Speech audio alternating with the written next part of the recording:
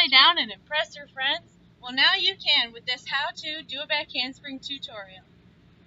What is a back handspring, you ask? Well, it's an essential skill found in cheerleading, gymnastics, and dance, and even wrestling. It can be used to warm up or connect skills in tumbling. It's really the foundation of tumbling, if you ask me. What is tumbling, you may ask? It is the continuous and connected flipping. You may have seen it in the Olympics in the gymnastics floor exercise, or if you watch cheerleading, competitive cheerleading, cross tumbling is seen, or even in random dance scenes.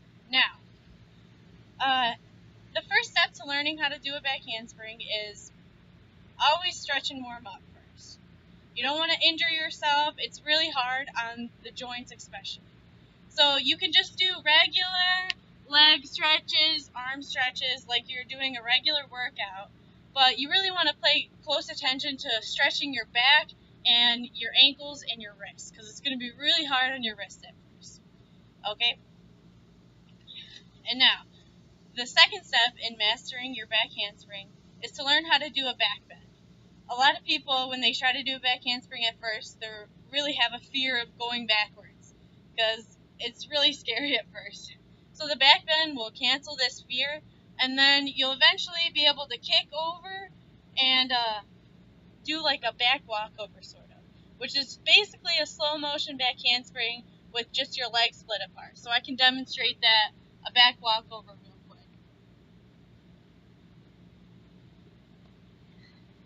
So it's just going backwards, doing the same thing. You really recognize where your hands are supposed to go, shoulder width apart, in line with each other, right above your head. And you can really recognize that by going through the back bend, and it's a little slower and less dangerous than the back handspring. And now, the third step in learning how to do a back handspring is a handstand snap down. And I'll just demonstrate real quick so you know what I'm talking about. Okay, so this is basically the second half of the back handspring. And you want to master this so you can land with your chest and eyes up, so you avoid falling to the ground after your back handspring. And it's essential to learning the shoulder pop. You don't want to bend your arms in a back handspring.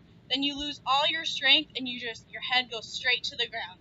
So you want to keep your arms locked and just pop off your shoulders. I'll show it to you one more time. Okay. And now, the fourth step in learning how to do a back handspring is mastering the swing, squat, jump. Now this is the first part of your back handspring, and the order is essential here. So if you do it if you squat, swing, jump, jump, swing, squat, it's not going to maximize your momentum.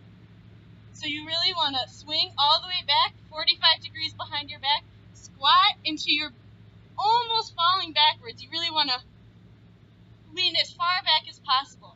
So you swing, squat, and then right when you're about to fall, you jump backwards.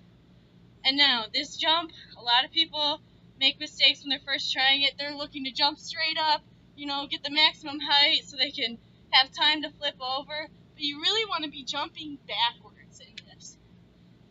If you're trying to do a back flip without putting your hands on the ground, that's a different story. But for the back handspring, you really want to make it as long as possible. It's supposed to be your height or longer. Alright, so now that we've mastered the swing, squat, jump, it's time to put it all together. Now you're going to want to start on a mat, not on the grass like I am. Especially if you're a beginner, you're going to want spotters. Start with 2 on both sides just to kind of guide you while you flip. And then you can move from 2 down to 1. And then if you have a crash mat, which is just like a really tall, couple feet wide mat, just to protect you if you want to try it on your own at first. So just remember to stay clean and tight and keep your legs together and stay safe. And now a summary of the steps. Number 1, you're going to want to stretch and warm up every time you try and learn this skill. It's for most people, it's not going to take a day, so you're going to have to work on it multiple days. And second step, you're going to master the back bend. Really get over your fear of going backwards and stretching out that back and even learning hand placement. And then you're going to want to master the handstand snap down, the third step. Okay, that's the second half of the back handspring and essential to not falling on the way down from the back handspring. And then you're going to master the swing, squat, jump in that order, swinging all the way back, squatting as far back as possible, and jumping backwards. And then you're going to put it all together with spots, of course, and then you will have a back handspring. Thank you for watching my video.